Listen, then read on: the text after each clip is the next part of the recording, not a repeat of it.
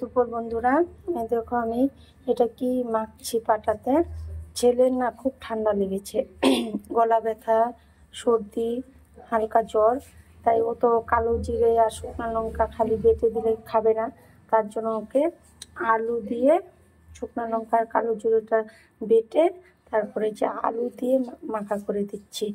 এটা দিয়ে যদি অল্প ভাত খায় তাহলে তো শরীরটা ভালো লাগবে। আর তোমাদের বাড়িতে যারা বাচ্চারা আছে তাদেরকে ফ্রিজের জল অল্প কম করে দেবে। এখন কিন্তু খুব ঠান্ডা, সর্দি, জ্বর হচ্ছে, গলা ব্যথা হচ্ছে, ঠিক আছে?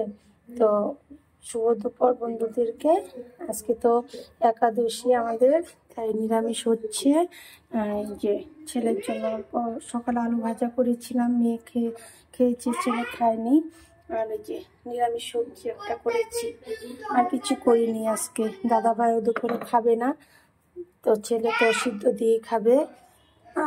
এই যে আমার আজকে দুপুরের রান্না এই হয়েছে। তো শুভ দুপুর বন্ধুরা, সবাই ভালো থেকো, বাই।